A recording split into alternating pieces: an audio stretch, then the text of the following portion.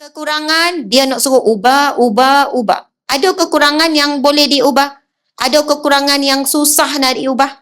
Akhirnya, kita faham kenapa dia tak berubah. Ada perangai buruk dia ni tak berubah-ubah dah 20 tahun. Rupanya dari situlah kita dapat pahala sabar.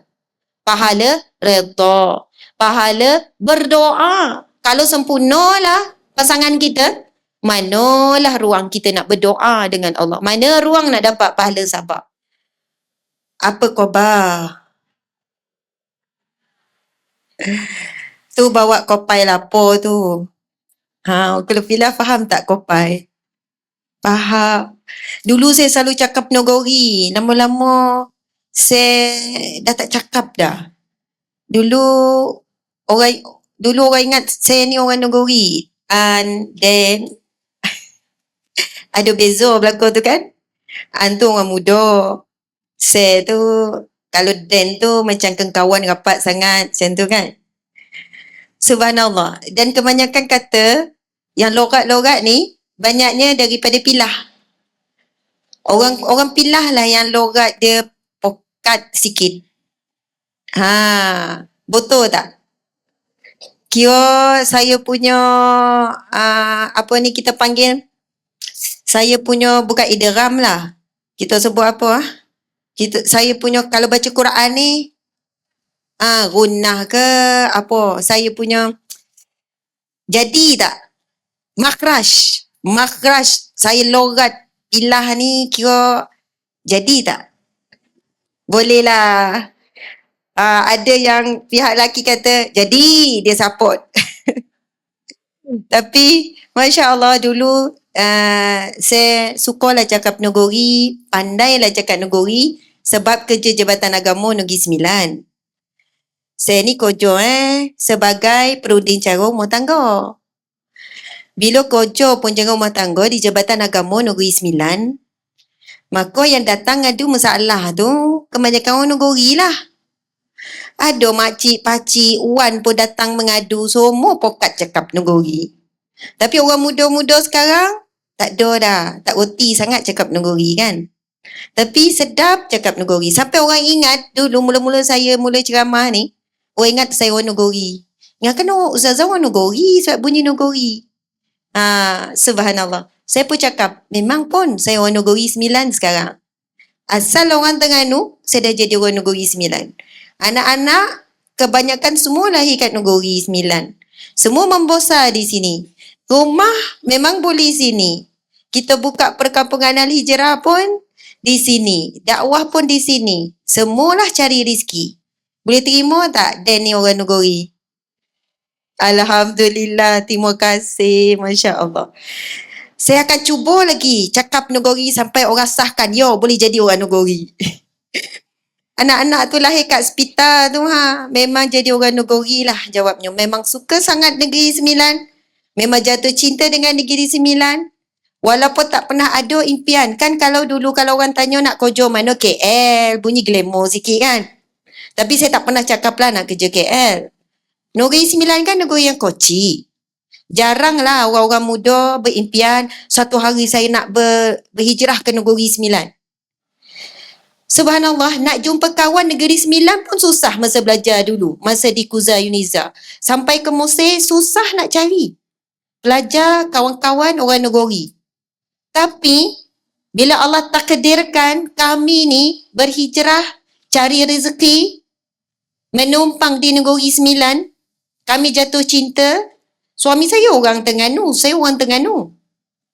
Padahal saya berhenti kerja, suami pun berhenti juga. Dua-dua boleh balik Terengganu kan? Dah dua-dua orang Terengganu. Tapi cakap dekat Omar cakap apa, memang dah suka Negeri Sembilan, memang tak nak balik. Tak ada plan pun esok Payencen nak balik Terengganu, tak ada. Harap orang Terengganu tak marah lah. Subhanallah. Alhamdulillah, Negeri Sembilan, Kuala Pilah dulu selalu datang ni, tapi tak sampailah ke kampung yang disebut-sebut daripada tadi ni, iaitu Kampung Jemapuh ni. Ni kali pertama lah. Maksudnya, Alhamdulillah, Negeri Sembilan ada negeri yang aman, tenang, damai. Kalau jam tu polik lah. Polik, betul tak polik? Maksudnya, jam tu sekejap ya. dengan penuh kehijauan, dengan pemimpin-pemimpin yang baik, yang berhati rakyat, berjiwa rakyat.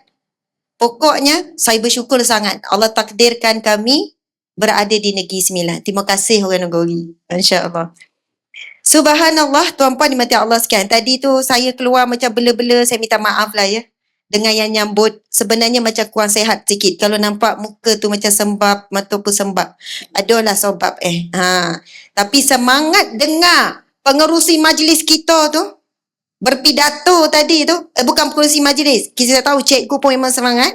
Tapi pengerusi ataupun yang memberi ucapan tadi tu, luar biasa. Masya Allah. Nanti saya memang nak suruh tepuk bagi tepukan yang gemuruh kepada Tuan Zulkifli bin Tambi. Betul kan? Subhanallah. Pegang koteh tu kan? Baca tu satu-satu. Kau salah sebut koteh. Betul. Mesti rasa pelik orang Terengganu boleh cakap kan? Bukan senang kalau bukan cinta. Kalau tak cinta, then tak boleh nak cakap ni. Sebab orang Nagori pun ramai tak cakap Nagori. Punyalah hati ni cinta Negeri Sembilan ni sampai bolehlah lidah ni. Tak terplay out lah. Koteh. Betul koteh kan? Saya belajar beg ni kopai ni. Ramai orang Negeri tak tahu kopai ni. Kopai tu handbag tu lah beg tu. Tapi beg yang kecil-kecil itu panggil kopai. Okey. Subhanallah. Tuan Haji Zulkifli bin Tambi dalam ucapannya menzahirkan terima kasih penghargaan kepada mereka yang berusaha keras dalam majlis hari ini. Di kalangan AJK Masjid, di kalangan pihak pengurusan, kemudian kepada Cikgu Siti Marzidah binti Abdul Aziz, nampak patutlah cakap pandai. Rupanya cikgu. Dah mahir dah bagi ucapan. So, tepukan gemuruh kepada MC kita. Cikgu kita terbaik, Masya Allah. Bila saya sampai tadi, saya tengok dengan khemah Suponok Kenduri kan. Ini memang ada ke pasang sebab majlis ni? Pasang sebab program kita ni. Hebat orang Jemapuh dan orang Pilah. Tepukan untuk diri sendiri. Ada banyak lagi tepuk pas ni. Jangan ponak, jangan ponek. Penat. Ponek, jangan ponek. Subhanallah. Subhanallah, terima kasih pada Surai Kampung Baru Desa Jemapuh Kuala Pilah Negeri Sembilan. Dan terima kasih pada pembaca doa adik Muhammad Zikri bin Jaafar. Tepukan gemuruh. Sebab saya tadi tu dengan baca doa okey lagi. Lepas tu saya tengok sebab apa? Dia ada banyak dibaca doa tanpa teks. Dia baca doa Allahumma barik lana fi Rajab wa Sya'ban wa balighna Ramadan tanpa dia tengok teks. Ini di antara image ataupun ini adalah antara contoh menunjukkan orang Pilah, orang Jemapuh melahirkan generasi anak-anak yang hebat dan mulia. Tepukan lagi. Maka sokonglah saya. Betul. Didoakan supaya anak anda terus berjaya menjadi lelaki yang hebat dan mulia. Subhanallah, menjadi pemimpin masa depan yang berkaliber, menjadi pejuang agama Allah, dikurniakan isteri yang solehah. Amin ya rabbal alamin. Hebat, luar biasa, Masya Allah. Terima kasih kepada Tuan Ros Zamri bin Yaakob, Pengerusi Kuasa Pembangunan dan Keselamatan Kampung GPKK Kampung Baru Desa Jemapuh, pengerusi JPKK Gugusan Jemapuh, Barisan Ahli Jatuh Kuasa Muslimat Surau Desa Jemapuh, Barisan Ahli Jatuh Kuasa JPKK Kampung Baru Desa Jemapuh, dan semua yang hadir dekat ataupun jauh daripada Pilah dan mungkin ada daripada luar dan sebagainya. Subhanallah. Dan yang tidak dilupakan yang saya muliakan dan saya hormati, Yang Mulia Tengku Fazil bin Tengku Yahya, merangkap suami tercinta. Masya Allah. Mana cik suami? Kat tangan cik suami? Ada tu Itu tu yang belakang tu. Kat tangan cik. Ada orang nak kona ni. Itu Asma Harun yang punya ya. Bukan Ahmad Albat yang punya. Okey. Tuan-puan sekalian, Masya Allah, sahabat-sahabat yang menonton secara live. Saya berada di Kuala Pilah, Negeri Sembilan, ni orang kampung seronok jumpa orang kampung, saya pun orang kampung. Tajuk kita hari ni, kunci keluarga bahagia. Saya ada masalah ni Saya ceramah ni depan orang-orang bahagia dah ni. Betul tak? Depan saya ni semua orang dah bahagia ni. Kau tak bahagia tak datang ni Kau tengah bergaduh tak datang ni, semua nampak lawa-lawa pakai bodak apa semua ni ha. Yang laki pun ceria senyum yo, macam tak ada masalah. Masalah ada. Tapi bahagia tu lebih lagi. Itulah yang saya duk fikir nak cakap apa. Saya ceramah ni depan orang kampung yang dah bahagia ni. Jadi saya tukar tajuk lah. Bukan, ubah sikit lagi lah. Saya sebut keluarga bahagia mengikut Nabi. Bukan ubah apa lah. Saya fikir-fikir saya akan bercerita demi cerita demi cerita. Kalau dapat 10-20 cerita pun jadilah. Cerita kisah Nabi dalam rumah tangga. Kisah bagaimana Nabi ni bahagia dalam rumah tangga. Masa saya jadi peruncang rumah tangga dulu, kes-kes yang banyak bergaduh bercerai ni di kalangan orang bandar. Orang kampung jarang. Orang kampung jarang. Dari segi kajian pun didapati orang kampung lebih bahagia. Betul ke? Betul ke? Betul. Masya Allah. Dia bukan tak ada masalah. Dia bukan tak ada masalah. Ada masalah.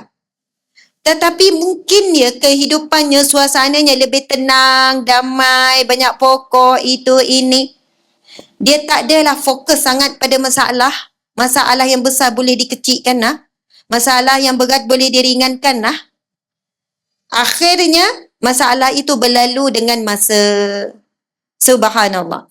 Boleh jadi faktor-faktor makanan, faktor kesihatan, faktor budaya, faktor suasana. Yang mana ramai lagi orang-orang tua kat kampung. Ataupun faktor keberkatan ataupun faktor kesyukuran. Orang kampung ni hidup dengan apa yang ada. Kan? Syukurlah dengan suami dia ni ha. Dah dapat macam ni macam mana? Timur lah ha. Takkan nak tukar suami pula. Contohlah, bersyukur dengan apa yang ada itu adalah akhlak ataupun sifat yang sangat mulia, iaitu sifat qanaah. Bersyukur dengan apa yang ada. Boleh jadi inilah sifat utama orang kampung. Ada di kalangan orang yang sangat bersyukur dengan apa yang ada, yang lebih ataupun kurang. Terima seadanya, kelebihan dan kekurangan sama terima. Sebab ada orang nak terima kelebihan yo. Bila kekurangan, dia nak suruh ubah. Ada kekurangan yang boleh diubah. Ada kekurangan yang susah nak diubah. Akhirnya, kita faham kenapa dia tak berubah. Ada panggil buruk dia ni tak berubah-ubah dah 20 tahun. Rupanya dari situlah kita dapat pahala sabar. Pahala redha. Pahala berdoa. Kalau sempurnalah pasangan kita, manalah ruang kita nak berdoa dengan Allah? Mana ruang nak dapat pahala sabar? Menerima kekurangan dan kelebihan sama. Bukan beza. Sebagaimana kita menerima kelebihan, begitulah juga kita menerima kekurangan. Masya Allah. Sekarang kita nak masuk cerita ni. Ibu-ibu, ayah-ayah, anak-anak, dan ada juga saya tengok atuk-atuk. Kesemuanya wan-wan belakang ni ha. Siapa dah wan angkat tangan? Ada cucu angkat tangan. Atuk dengan wan angkat tangan. Atuk dengan wan. Ada yang tak ngaku, tak sedar tu dah tua tu. Angkat tangan. Masya Allah. Kebanyakan dah ada cucu ni. Ada kau siapa dah ada cicit? Ada yang ada cicit? Ada cicit dah.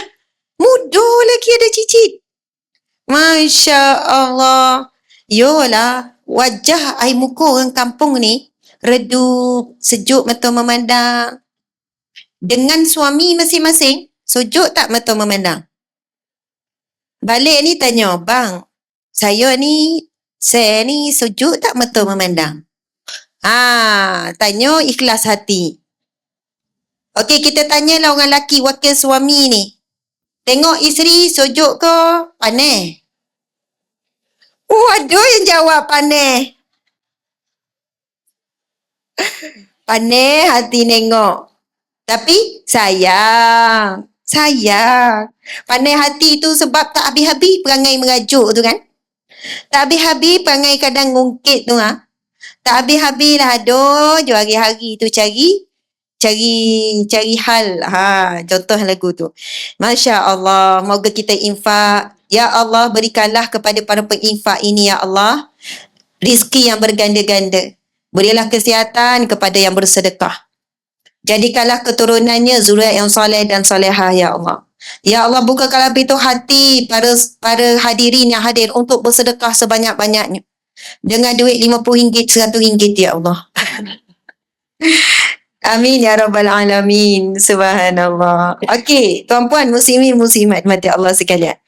Jadi, kita akan pergi kepada sebanyak mungkin kisah Rasulullah sallallahu alaihi wasallam dalam rumah tangga.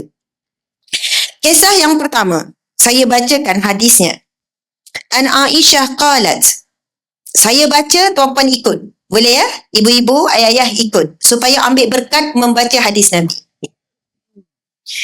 Bismillahirrahmanirrahim.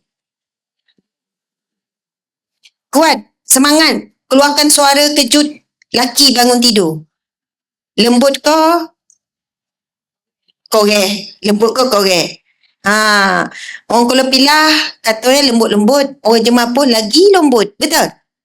Dia kejut suami dia. Bang, bangun bang. Gitu. Yo ko? Yo.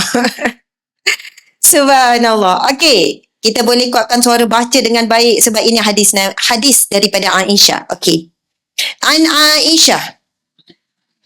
Qalat. Kuntu ashrabu wa ana haidun. Summa unawiluhu an-nabiyya sallallahu alaihi wasallam. Fayad'u fahu ala mawdi'i fiyya fayashrabu wa ata'arraku al-arqa wa ana haidun. Summa unawiluhu an-nabiyya sallallahu alaihi wasallam. Fayad'u fahu ala mawdi'i fihi. Sadaqa Rasulullah sallallahu alaihi wasallam. Hadis sahih riwayat Muslim. Okey, kita dengar sama-sama. Aisyah menceritakan, pernah aku minum air dan pada ketika itu aku haid. Kemudian aku berikan bekas minuman itu kepada Nabi. Lantas baginda meletakkan mulutnya di tempat mulutku tadi lalu minum. Pernah juga aku makan daging dan pada ketika itu aku haid. Kemudian aku berikannya kepada Nabi. Lantas baginda meletakkan mulutnya di tempat mulutku. Masya Allah, romantik Nabi ni. Balik ni, pakcik-pakcik kono buat. Isteri minum air, lepas tu sengaja tanya. Tadi minum kek mana tadi?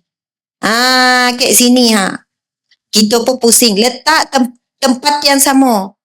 Saya nak minum tempat yang sama awak minum. Oi, pernah buat tak? Atau terbalik, mana minum tadi? Kita pun pusing. Kalau straw tu kena ada dua. Kalau satu tu terbalik kan. Subhanallah, betul-betul. Aisyah cerita, Nabi bila ada Aisyah makan daging, Nabi sengaja akan gigit di tempat Aisyah gigit. Kalau kita lah berkongsi burger tu, memang kalau gigit sebelah sini, kita pusinglah makan sebelah sini. Ini bukan cerita Nabi ya. Kita orang perempuan kena contohi Nabi. Tetapi kalau kita tengok, sebenarnya Nabi dengan isteri boleh sampai tahap ni sebab masing-masing memang menjaga kebersihan mulut. Kebersihan gigi. Wangi sentiasa bersih. Sebab itu, antara yang ditanya kepada Aisyah, apa yang Rasul buat sebaik masuk dalam rumah? Aisyah menjawab, Rasulullah akan bersugi. Rasul takkan bercakap dengan isteri melainkan bersugi dulu. Sebab Rasul tak nak bau mulut mengganggu isteri. Rasul jaga penampilan diri supaya smart, sedap mata memandang. Orang perempuan, isteri-isteri, sedap tak mata memandang lelaki Sedap. Sejuk ke panas? Kau suam-suam ya? Tak ada rasa apa dah Ustazah. Sujud tak, panik tak, tak ada apa-apa dah. Rasulullah walaupun dah tua, umur 50 lebih, 60 lebih, sentiasa jaga penampilan. Bukan luar rumah, dalam rumah.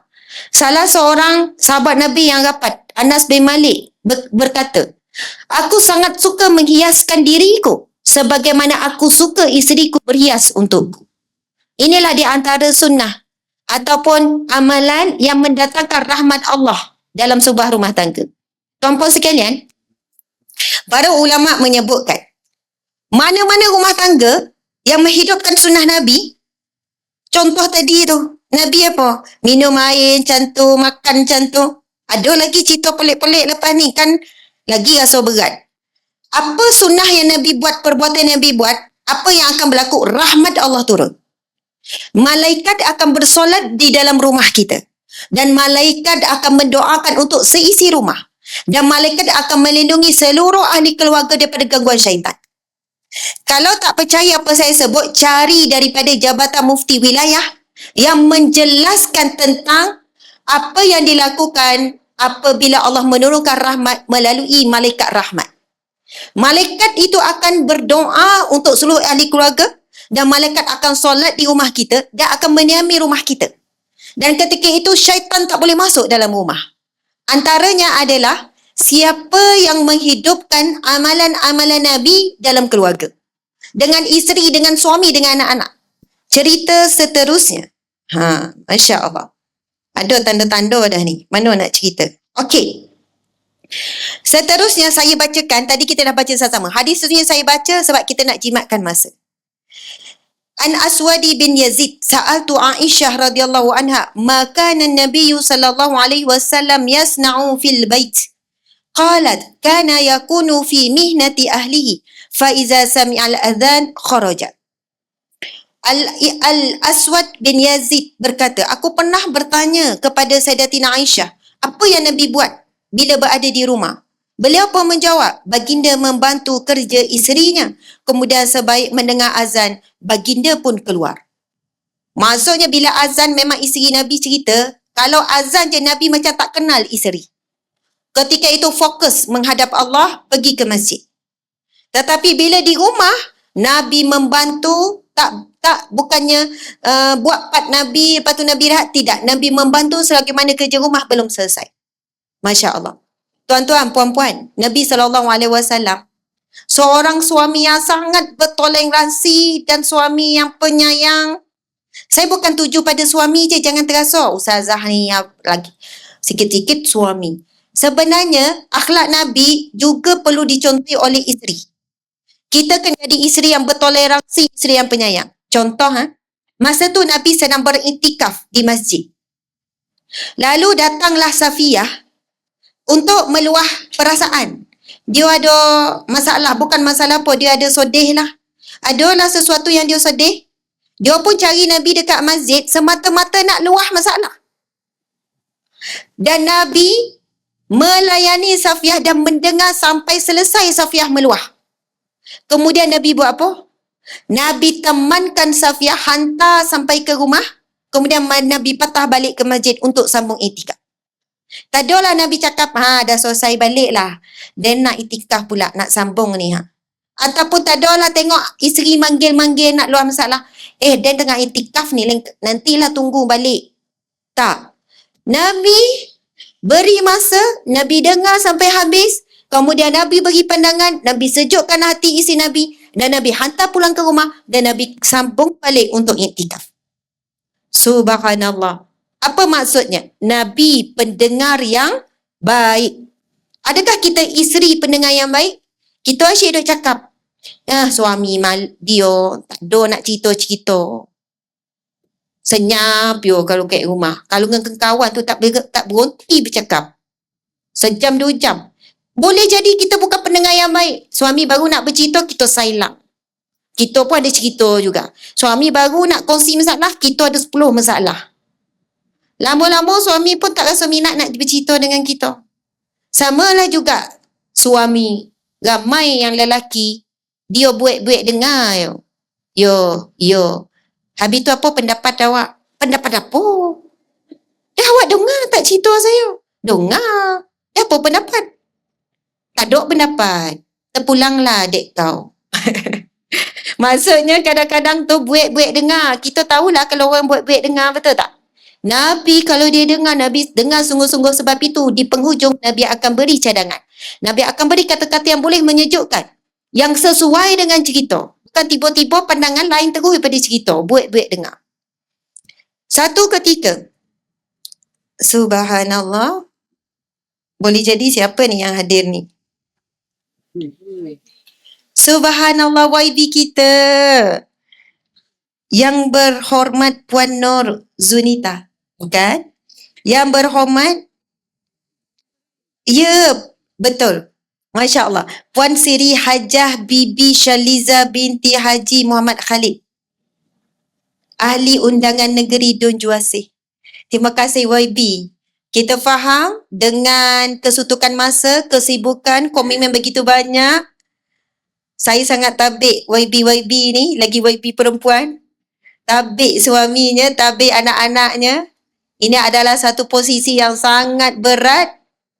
Kita nampak seronok jadi YB. Tapi 80% kehidupannya adalah untuk rakyat.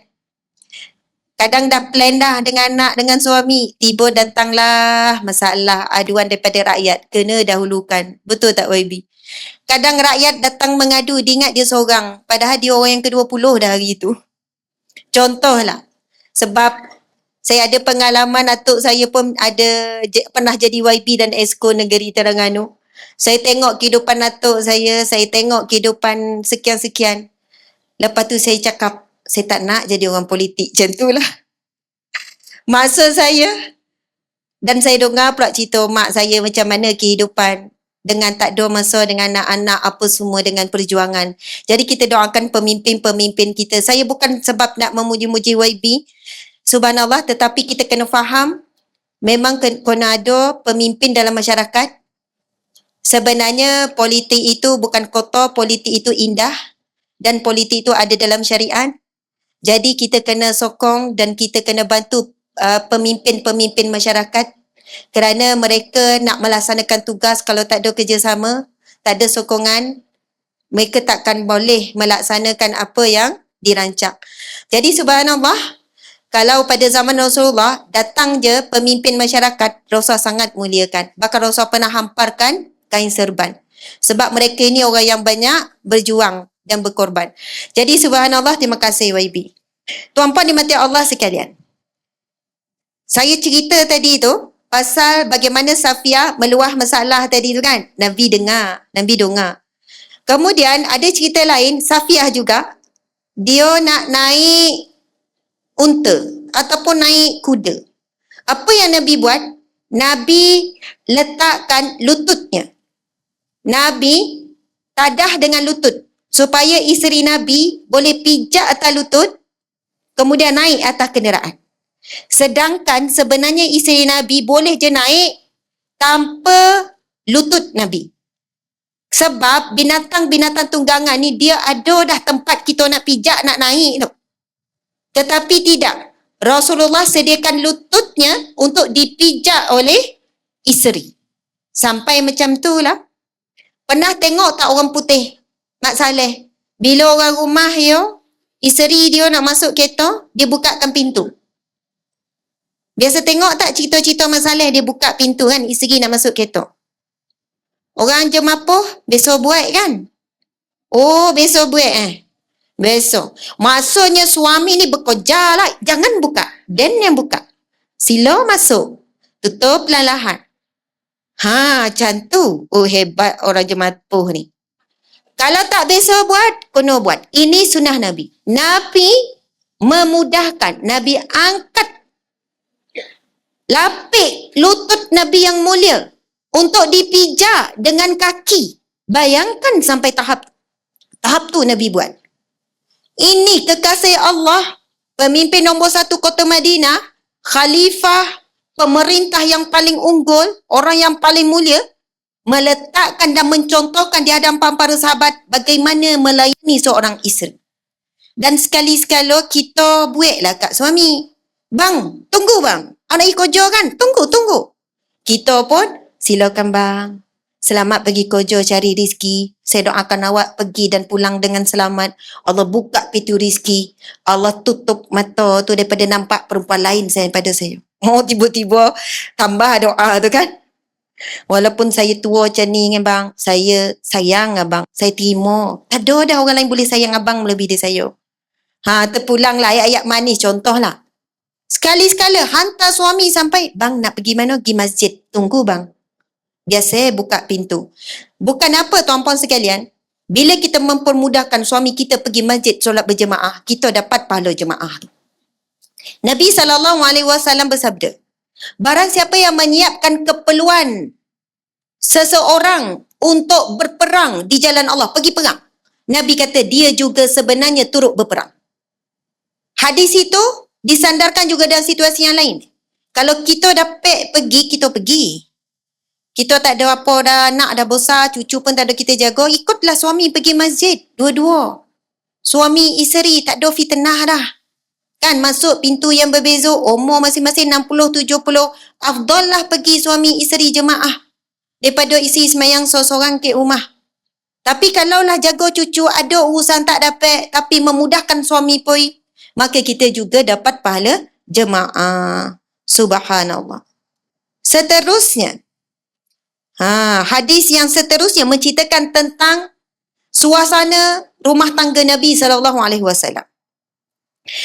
An Aisyah annaha qalat, kana an-nabiy sallallahu alaihi wasallam yastaku fayu'tini siwak li'aghsilahu fa'abda'u bihi fa'astaku summa aghsiluhu wa adfa'uhu ilaih. Masya Allah. Okey, ready tak ni? Nampak lagi tak saya ni? Nampak? Kok berada di alam lain dah kot ni? Panas tak? Tak panas Berpuluh tak? Ada berpuluh tapi tak panas. Apa? Ada kiper. Orang yang tengok live ni pehek pula. Faham ke tak ni kan? Ni cakap Nogori. Saya dekat Kuala Pilah ni. Dah lama dan dah cakap Nogori. Memang suka. Kalau ceramah kat Seremban, belum tentu dapat cakap Nogori. Sebab orang sana pun jarang cakap. Logat ni orang Pilah Okey, subhanallah. Apa maksud? Dengarkan maksud hadis Nabi ni. Sayyidatina Aisyah berkata, Nabi Allah apabila hendak bersiwak, hendak bergigi, baginda akan berikan kayu siwak kepadaku dahulu untuk aku bersihkan. Maka aku gunakannya terlebih dahulu untuk bersiwak. Kemudian aku mencucinya dan kembalikan baginda semula. Apa maksud di sini? Rasulullah berkongsi berus gigi dengan isteri. Bahkan Nabi nak bersiwak, Nabi suruh Aisyah bersiwak dulu. Aisyah pun guna kayu siwak tu, bersihkan gigi, lepas tu dibersihkan, kemudian diberi pada Nabi, baru Nabi bersiwak. Nabi nak bergigi, Nabi minta Aisyah guna dulu. Besok tak buat? Tak, goli Ustazah. Kalau tahu dia guna, tak guna dah begitu, beli yang baru Ustazah. Nak cakap, kita ni ada seorang Nabi yang memberi contoh yang jauh lebih romantik daripada yang kita tengok orang romantik hari ni. Mak Saleh kau siapa kau nampak romantik. Sampai kita tak mampu nak buat lah. Nabi berkongsi berus gigi. Kalau tak mampu buat tak apalah, jangan paksa. Kan muntah-muntah lepas berus gigi. Tapi kalau boleh buat, mampu buat, besok buat, maksudnya kita pernahlah ikut sunnah Nabi. Sekali seumur hidup je Ustazah. Itu pun terbayang-bayang lagi, teringat-ingat lagi, tersalah masa tu. Subhanallah, Nabi berkongsi berus gigi, Nabi sengaja meminta isteri gunakan dulu. Bukan Nabi guna dulu, Nabi bagi kat isteri. Isteri memang bergebutlah nak guna kayu siwak yang dimulakan oleh Nabi, nak ambil berkat. Tapi tidak, Nabi suruh isteri dulu, barulah Nabi guna. Masya Allah. Okey, tuan-puan sekalian, seterusnya iaitu bab menyikat. Ini senang sikit lah. Ini senang sikit. Antara sunnah Nabi, Nabi minta isteri sikat rambut. Dan Nabi juga menyikat rambut pasangan. Saya nak tanya orang perempuan kat sini, orang jemaah apa? Besok tak sikat rambut suami? Oh, ada yang jawab rambut dah habis dah. Dah botak dah ustazah baru dengar ceramah ni. Ha. Tak apalah gosok-gosok je lah kepala botak tu. Ha. Doa lah supaya keluar balik lah rambut. Sorat dua pun tak apalah nak sikat. Kita macam golak kan. Saya pun rasa kelakar jugalah. Tapi hakikatnya itulah yang Nabi buat. Kita lambat tahu. Kita kurang belajar tentang Nabi. Masya Allah. Apa yang diceritakan ini disebut dalam hadis sahih riwayat Bukhari. Saya baca kitab ni, saya baca buku ni. Ha. Bukan rekod-rekod ni ustazah ni mana cerita dia dapat ni. Saya bacakan matan hadis ini. Ataupun maksud hadis tersebut saya baca. Subhanallah. Urwah menjawab. Urwah bercerita. Aisyah pernah memberitahu bahawa dulu beliau menyikat rambut Nabi sedangkan dia di dalam haid.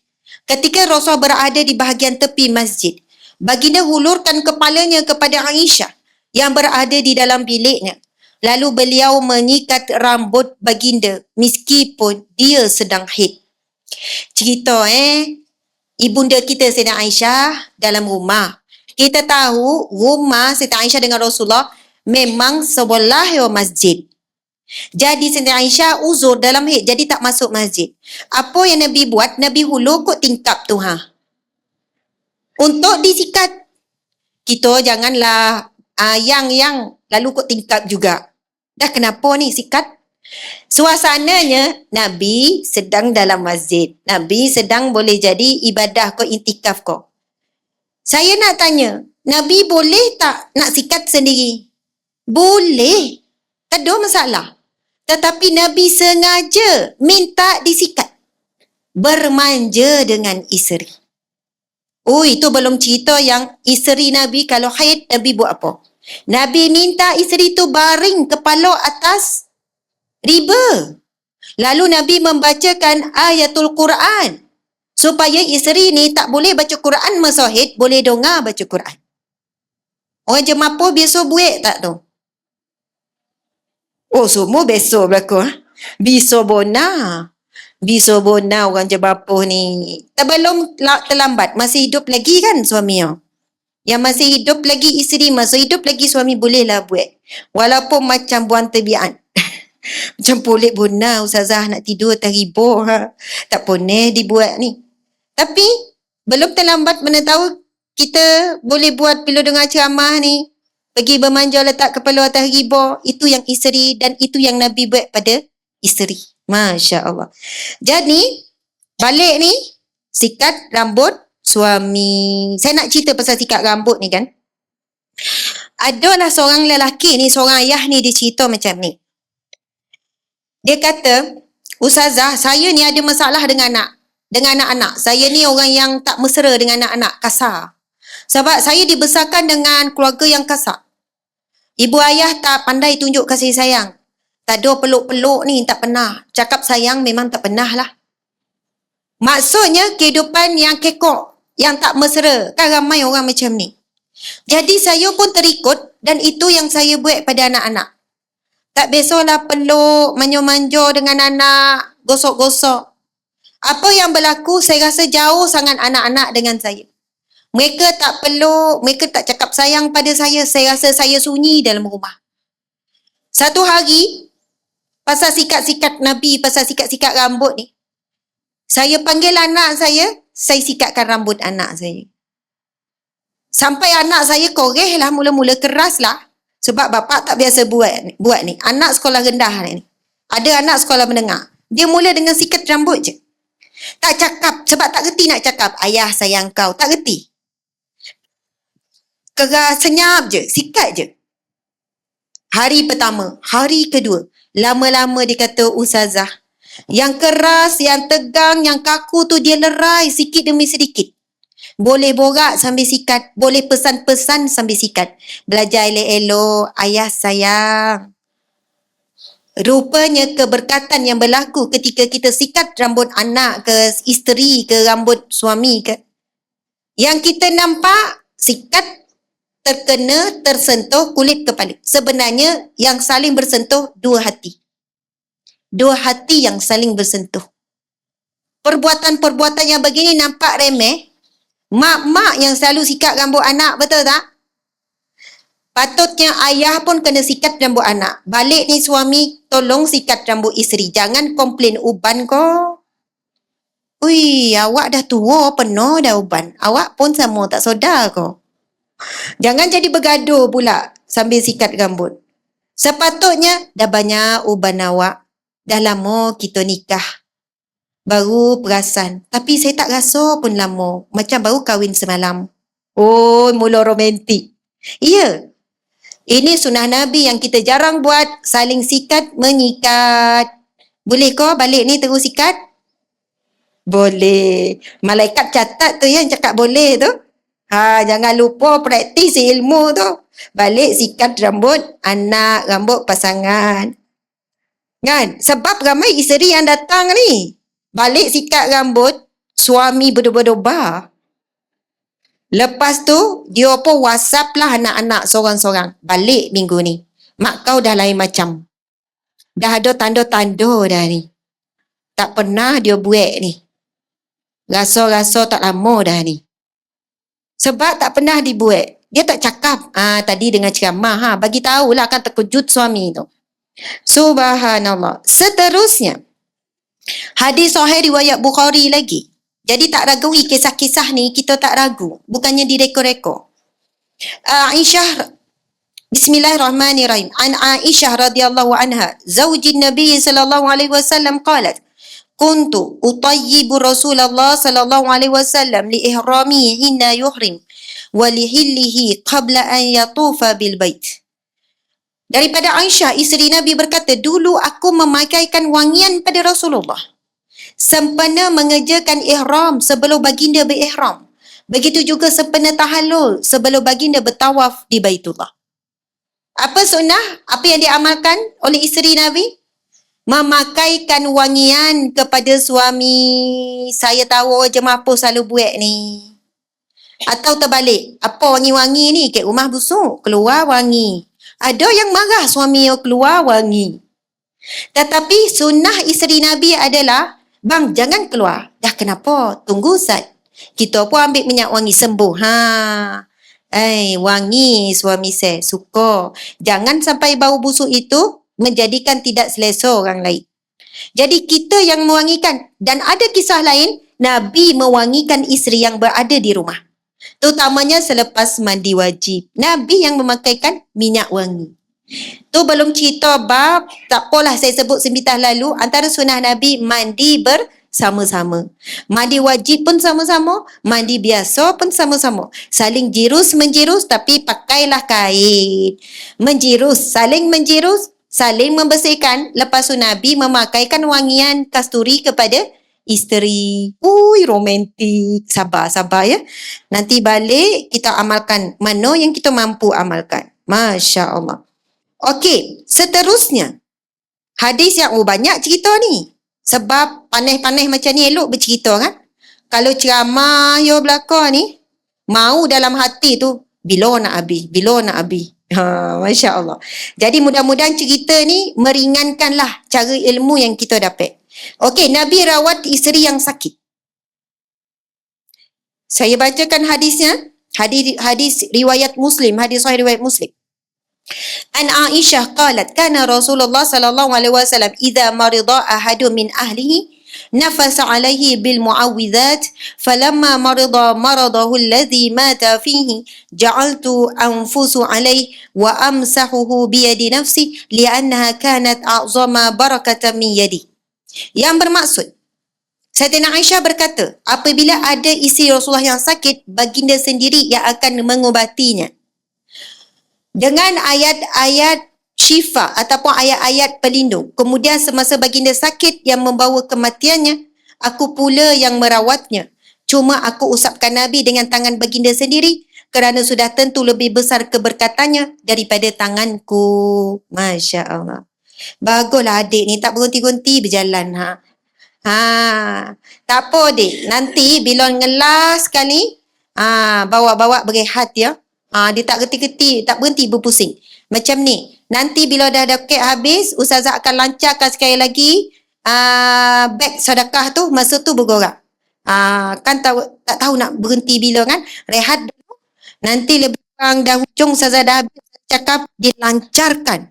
Masa tu berlari lah. Subhanallah. Okey. Masya Allah. Alhamdulillah. Tuan-puan sekalian. Apa yang diceritakan oleh isteri Nabi. Bila ada ahli keluarga Nabi yang sakit, Nabi sendiri yang merawat. Kalau kita yang sakit, apa yang suami buat? Hantar klinik. Kau pergi sendiri klinik. Lepas tu masuk sendiri jumpa doktor. Suami teman tak? Alhamdulillah, macam slow. Kalau sakit kepala buat apa? Suami urut tak? Oh, suami bagi Panadol. Suami suap tak? Tak, pandailah makan sendiri. Dia ada hulu air tak? Masya Allah.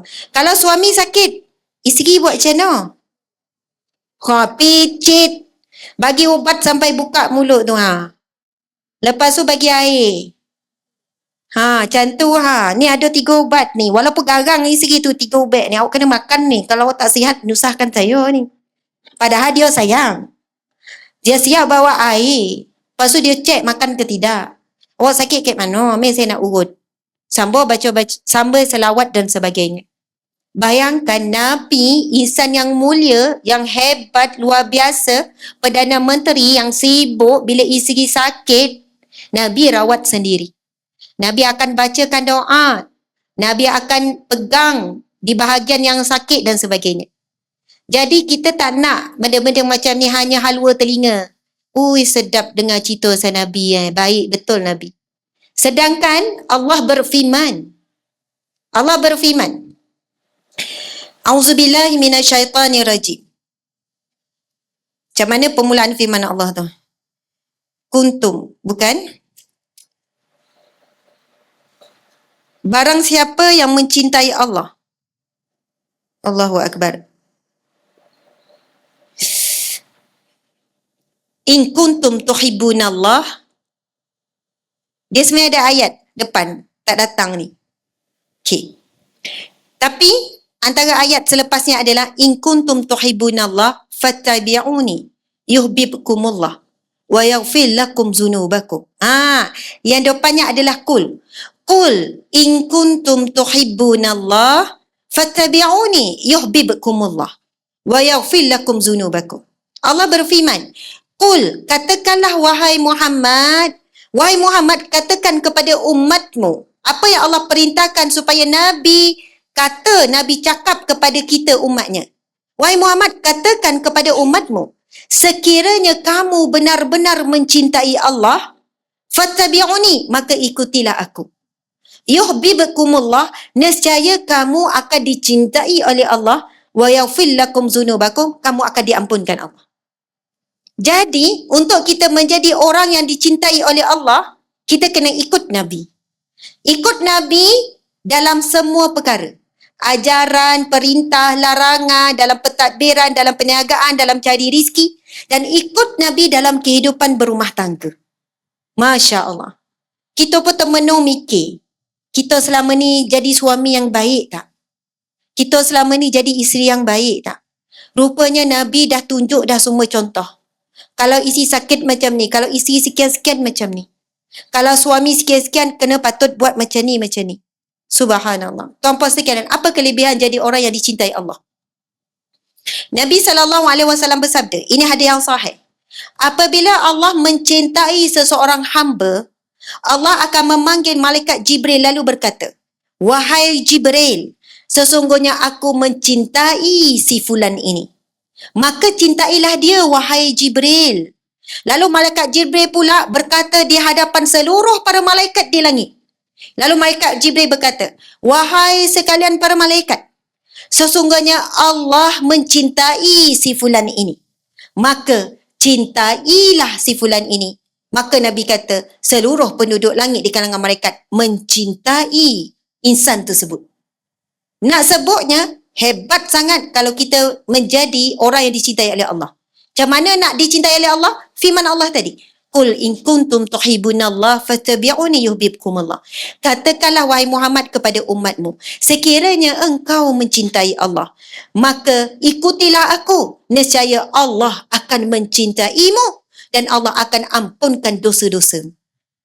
Sebab itu kita tak boleh ambil remeh. Kita dengar cerita, lepas tu tak buat.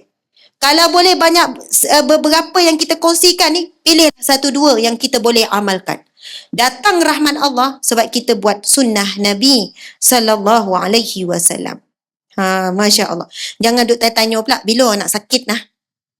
Awak tak sakit ke?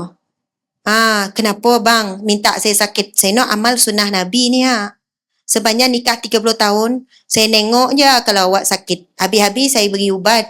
Habis-habis saya pergi klinik, tu pun awak jalan sendiri jumpa doktor. Saya tunggu dalam kereta. Subhanallah. Kita kena buat dan kita boleh buat yang lebih baik daripada itu. Masya Allah. Cerita seterusnya. Nabi suka ajak isteri sembang. Orang jam apa? Suami suka sembang tak? Ui, bagusnya. Masya Allah. Gelak. Tuan Haji. Tuan Haji. Isteri suka sembang tak? Terlebih suka kan orang perempuan. Kadang tak reti nak layan kan? Lepas habis cerita. Lepas cerita. Kalau dia balik kampung lagi banyak cerita. Kalau lepas dia keluar lagi banyak cerita. Kadang dia boleh cerita daripada awal pagi sampai apa yang dia buat sampai petang. Dia nak cerita berlaku. Dan ini memang berlaku kepada isteri-isteri Nabi. Saya bacakan hadis sahih riwayat Bukhari. Daripada Abu Salamah daripada Aisyah bahawa biasanya apabila Nabi selesai solat 2 rakaat, jika aku sudah terjaga, baginda akan bersembang denganku. Jika belum, baginda akan berbaring. Kemudian ada hadis yang kedua, riwayat Bukhari juga. Apabila Nabi selesai solat malam, jika aku sudah terjaga, baginda akan mengajak aku berbual-bual. Dan jika tidak, baginda akan berbaring sehingga dilakukan azan untuk solat subuh. Nabi yang ajak borak, berbincang-bincang, bercakap-cakap. Hebat Nabi kan? Padahal Nabi sibuk ni. Nabi ni ada banyak benda yang nak dibuat. Tetapi Nabi tahu orang perempuan, dia suka bercakap. Orang perempuan memang suka. Saya rasa jarang sangatlah kalau suami kita tanya, ada apa nak cerita? Saya nak dengar. Saya suka dengar awak cerita. Kalau suami cakap macam tu, memang kita pun terbuntang biji mata. Tak pernah ni. Biasa saya nak cerita, saya paksa awak dengar. Jadi bayangkan Nabi yang ajak bercakap. Nabi yang ajak berbual-bual. Sebab emosi perempuan, dia akan dapat dipenuhi. Keperluan emosi tu bila bercakap. Saya nak tanya orang perempuan. Nahan daripada mulut nak bercakap dengan nahan lapar, mana lagi susah? Nahan nak cakap lagi susah. Lagi tak cakap tu kan? Sebab tu perempuan tak boleh nak mengajuk lama-lama. Dia niat tak nak bercakap. Tetapi rupa tak sampai sejam. Dia nak juga cakap apa yang dia rasa tu. Nak katanya orang perempuan menahan apa isi hati tu lagi susah daripada nahan lapar. Bila dia dapat luah tu, nahan lapar tu selalu biasa. Masya Allah. Walaupun lapar masak, walaupun lapar buat kerja apa semua. Kadang dia telefon suami sekejap dia nak cakap, bang, gini-gini Okey bang, terima kasih. Apa yang berlaku oleh Saidina Umar radhiyallahu anhu. Ini pun kisah benar. Satu hari, cerita ni glamour ni. Cerita ni masyhur ni. Satu hari Saidina Umar, ada seorang sahabat, masa ni Saidina Umar dah jadi khalifah. Dah meninggal dunia dah telefon ni. Tiba-tiba off. Bateri tak ada ke apa? Tak apalah. TikTok. Tadi ribu-ribu juga orang TikTok tu. Oh, sebab panas. Ui, panas sebab bawah ni. Dia domam.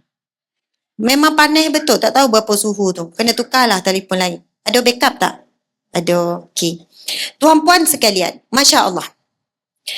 Saidina Umar masih jadi khalifah. Kita tahu Saidina Umar ni seorang yang sangat tegas. Ada seorang sahabat ni, dia datang depan pintu rumah Saidina Umar nak mengadu sebab dia tak tahan. Dia tidak tahan kena bebel dengan isteri. Orang jemaah pun bebel tak? Yo, tak boleh lari kalau orang perempuan. Kalau tak bebel pelik tu. Dia tak cukup hormon keperempuanan tu. Subhanallah. Kemudian, bila dia baru nak beri salam, dia dengar Saidina Umar kena bebel dengan isteri. Saidina Umar diam je. Dia pun dengar, dia tak jadi nak tanya Saidina Umar. Tak jadi mengadu. Rupanya sama yo. Saidina Umar perasan, Saidina Umar pun tanya, wahai sahabatku, apa hajat kamu? Kenapa kamu datang?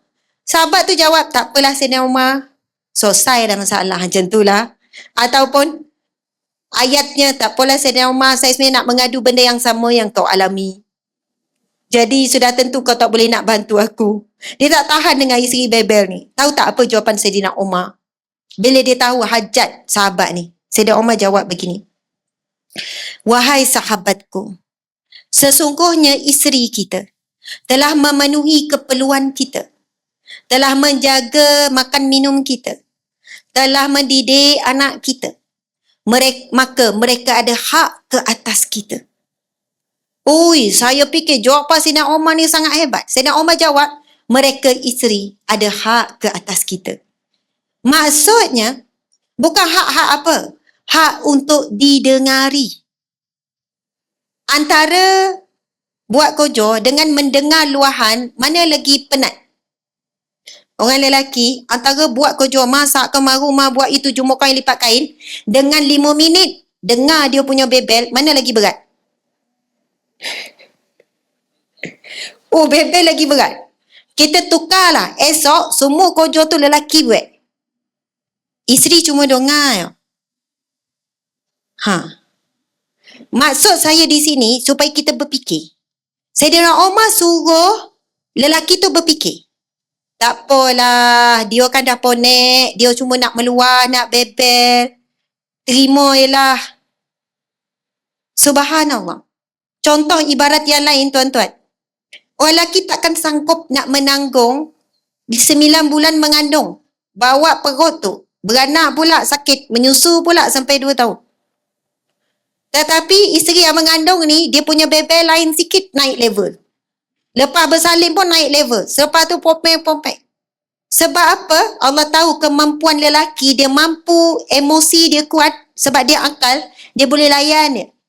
Dan Allah tahu seorang lelaki takkan mampu menampung beban sakit, penat, mengandung dan lain-lain. Masing-masing ada beban. Beban suami dengar luahan isteri, ulang benda yang sama hari-hari. Beban isteri pada fizikal dia, penat, sakit, semua tu. Jadi Allah beri adil mengikut kemampuan masing-masing. Sebab itu Saidina Umar jawab, sesungguhnya isteri kita ada hak ke atas kita. Kerana mereka telah menunaikan hak mereka. Tanggungjawab mereka. Lalu kita fahamlah peranan masing-masing. Kalaulah suami cakap macam ni kat isteri, boleh tak awak diam? Sehari awak diam. Boleh tak diam sehari? Kalau kita suruh isteri kita diam, tak bercakap, maksudnya kita suruh dia berhenti jadi manusia. Kita suruh dia berhenti jadi isteri. Maksudnya, itulah fitrah yang Allah ciptakan. Tetapi janganlah kita bebel sampai merendah dan menghina suami. Sampai menggunakan perkataan kesat. Sebab apa saya cerita pasal bebel ni? Memang ada kisah kalau baca dalam buku ni, kisah bagaimana isteri Nabi cerita, isteri Nabi juga pernah melawan Rasulullah. Isteri Nabi pernah menjawab dan isteri pernah merajuk tak bercakap dengan Nabi sampai satu hari. Kisah isteri-isteri Nabi yang menjawab, melawan dan juga merajuk dengan Nabi sampai tak bercakap sampai kepada Saidina Umar. Sampai kepada Saidina Umar. Saidina Umar terkejut bila dia dengar ada isteri Nabi yang buat macam tu pada Nabi. Saidina Umar segera jumpa anaknya yang salah seorang daripada isteri Nabi. Nama siapa anak Saidina Umar? Hafsah. Saidina Umar terus pergi dekat Hafsah. Wahai Hafsah, benarkah ada isteri Nabi yang memalingkan wajah daripada Nabi? Benarkah ada isteri Nabi yang meninggikan suara? Benarkah ada isteri Nabi yang merajuk? Hafsah menjawab, ya benar, memang ada. Lalu Saidina Umar pun kata kepada Hafsah, wahai Hafsah, kalau kamu nak marah pun dengan Nabi, kamu lepaskan kepada ayah. Kalau kamu nak sesuatu, kamu jangan tekan Nabi. Kamu minta dengan ayah. Betapa Sayyidina Umar sayang pada Nabi dan tak nak anaknya menyakiti Nabi dengan perbuatan-perbuatan perangai orang perempuan ni. Kemudian Sayyidina Umar tak puas hati, pergi jumpa Ummu Salamah, isteri Nabi yang lain. Wahai Ummu Salamah, betul ke ada isteri Nabi yang buat macam ni? Ummu Salamah kata ya. Kemudian Ummu Salamah kata, wahai Umar, jangan sibuk hal rumah tangga orang lain. Kena stepek. Maksudnya rumah tangga Nabi ada rumah tangga seperti kita. Ada konflik. Isteri menjawab. Jangan kita kalau isteri menjawab terus. Isteri yang derhaka ni menjawab ni. Sebab itu adalah satu bentuk komunikasi biasa. Ada suami enggan, ada isteri enggan, ada suami menjawab, ada isteri menjawab. Bukan itu penilaian. Bahkan kalau kita baca sejarah daripada sumber yang sahih, bahkan peristiwa ini dirakam di dalam Al-Quran, Nabi pernah memulaukan isteri-isteri Nabi semuanya selama 1 bulan. Tak pergi mana-mana rumah isteri dan tak pernah mendatangi mana-mana isteri, tak pulang ke rumah mana-mana isteri. Sebulan Nabi pulaukan sehingga turun firman Allah, yang mana firman Allah itu dalam surah At-Talaq, Nabi menawarkan untuk menceraikan isteri-isteri Nabi. Kisahnya macam mana? Ada salah seorang isteri Nabi daripada kaum Ansar, saya tak sebutkan nama, yang mana dia daripada keluarga yang kaya. Jadi kehidupan isteri Nabi daripada keluarga yang kayanya mewah sikit. Mungkin rumah dia beza sikit, alat dan rumah beza sikit. Maka isteri-isteri lain minta juga dengan Nabi. Nak yang sama seperti isteri tu. Nak contohnya katil yang sama. Contohlah tilam yang sama. Nak hiasan yang sama. Dan Nabi telah menjawab bahawa Nabi tidak mampu nak menyediakan peralatan keperluan yang sama apa yang diminta oleh isteri itu.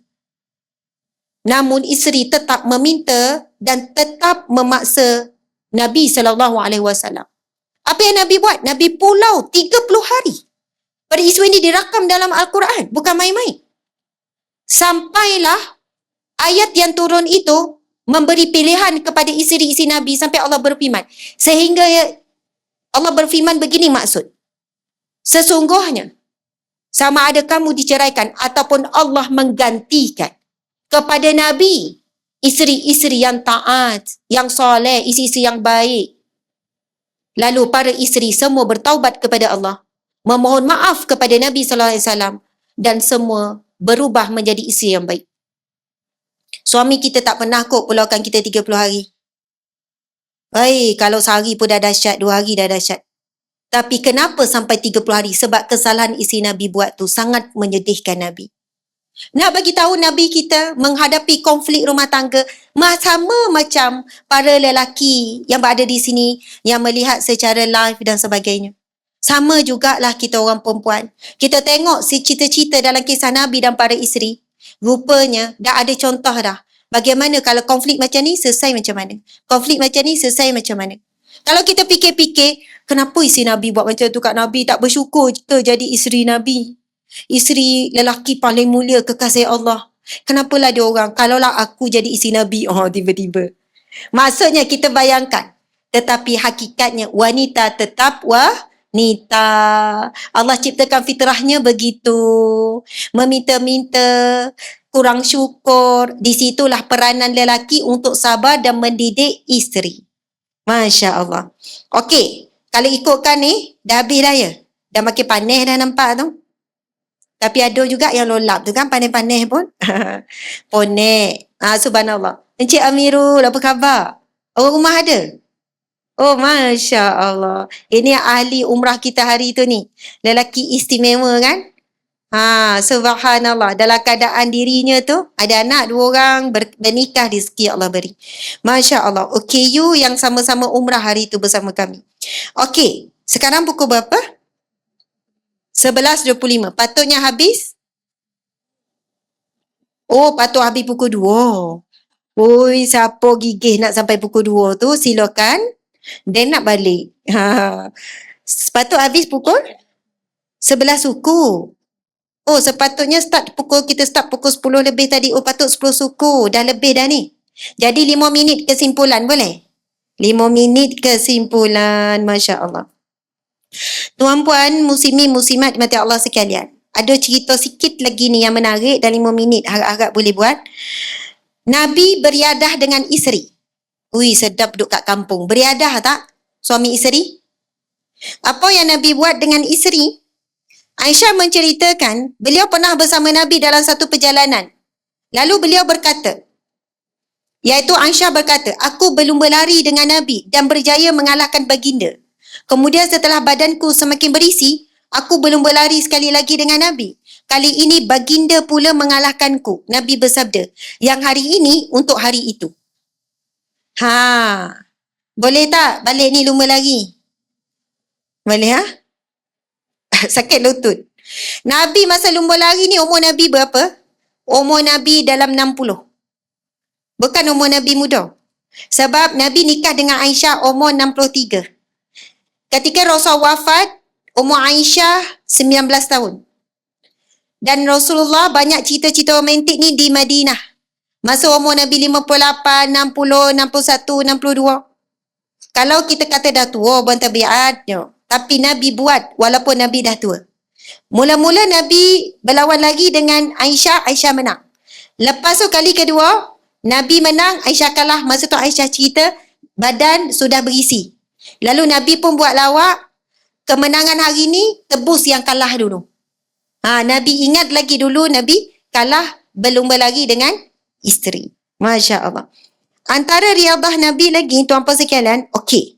Antara akhlak Nabi, Nabi biarkan Aisyah meneruskan hobinya. Ini menarik. Orang perempuan, orang kampung, hobi apa? Apa hobi? Tak ada hobi. Hobi nengok muka suami. Belek bunga. Yo, belek bunga, belek pokok nanam. Hobi kan? Suami support tak? Alhamdulillah. Terbaik suami-suami lelaki di Jemaah. Jadi kalau orang tanya di manakah letaknya lelaki-lelaki yang terbaik di dunia? Jemaah jawapannya. InsyaAllah. Saya pun suka pokok. Suami saya kalau nampak saya stres-stres, dia tahu. Jom, nak pergi mana? Pergi kedai pokok. Terus saya siap-siap. Ya ke? Ya ke? Saya pun suka pokok. Subhanallah. Maksudnya suami yang faham hobi isteri. Sebab bila kita dengan hobi ni, rumah memang macam tak ada ruang dan tak pokok. Dah penuh macam taman. Kalau orang datang macam taman, macam hutan pun ada. Sebab bila kita ada potong-potong tu leka kan? Potong yang dah, dah kering-kering tu. Kita usik-usik pokok bercakap dengan dia. Sebab kita dapat pahala besar tu. Sebab apa? Kita telah menyumbang oksigen pada muka bumi ni. Dan pokok tu berzikir. Itu firman Allah. Oh, okey. Boleh ya?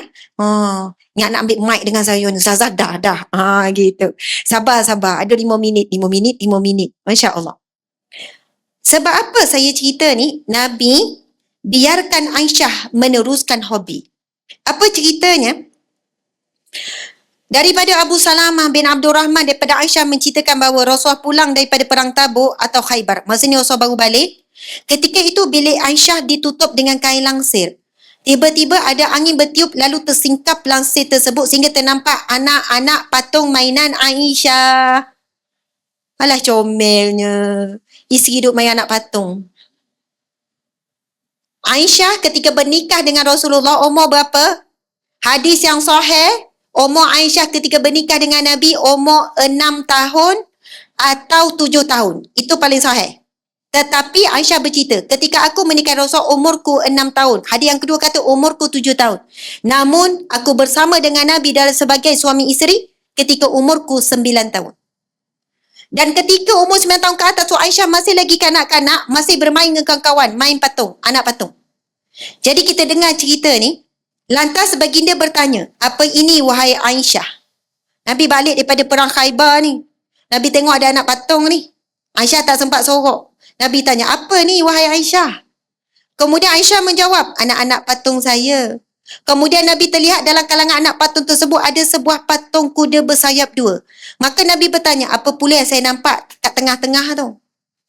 Aisyah menjawab, anak patung kuda. Nabi bertanya lagi, apa pula di badannya itu? Aisyah menjawab, 2 sayap.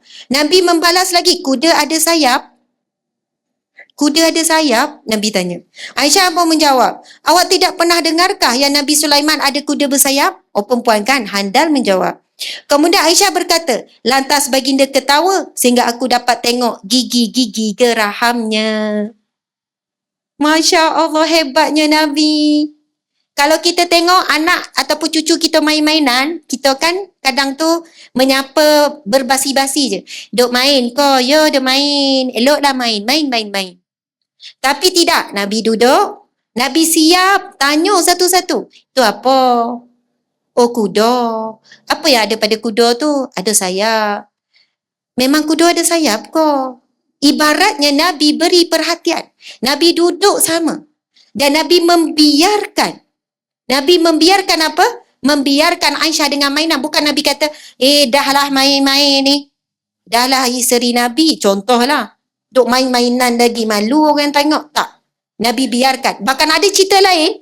Ketika Nabi balik, tiba-tiba kawan Aisyah yang sedang main sama-sama patung ni, menyorok belakang kain, belakang langsir. Nabi perasan. Nabi pun cakap macam ni. Keluarlah. Tak payah nyorok. Keluarlah main dengan Aisyah ni. Keluarlah kawan-kawan Aisyah yang akan sebaya ni. Main sama-sama. Nak kata Nabi sangat support. Dan Aisyah pernah cerita, satu hari aku tengok permainan, hiburan, sampaikan berjam-jam. Dan Nabi tetap teman di sebelah. Tak ada Nabi kata, boleh masuk ni. Balik rumah lah. Ni tak, Nabi melayani hobi. Subhanallah, hebatnya Nabi Muhammad sallallahu alaihi wasallam. Kita faham berkaitan dengan anak patung ni hukumnya harus boleh buat mainan. Ia tidak termasuk kategori malaikat tak masuk apa semua. Sekiranya anak patung itu adalah permainan kanak-kanak yang belum balik. Dan tidak dijadikan perhiasan ataupun sembahan ataupun patung itu bukan dijadikan untuk dimuliakan. Rumah kami pun ada banyaklah teddy bear ke apa ke. Sebab ada anak yang kecil tu umur 4 tahun dengan 6 tahun. Jadi diorang memang mainan tu lah. Maka kita sekali-sekala duduk dengan cucu, duduk dengan anak, main sama-sama macam Nabi buat. Masya Allah, Alhamdulillah, Allahu Akbar. Tuan-puan yang dihormati lagi dikasihi, matahari semakin meninggi, panas tidak terperi, godu pula kan? Kita pula ternanti-nanti, bilalah ustazah nak menamatkan bercakap. Tak ada dah. Air tu tak jumpa dah perkataan.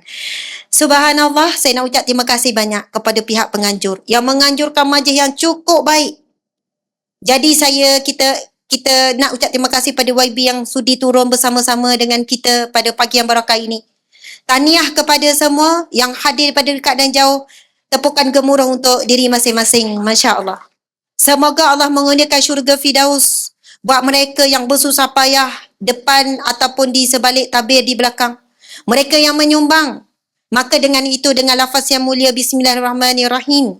Bismillahirrahmanirrahim. Allahumma salli ala Sayyidina Muhammad wa ala ali Sayyidina Muhammad. Dilancarkan tabung, infak, tabung derma untuk program-program sebegini diteruskan di bawah surau yang kita sayang.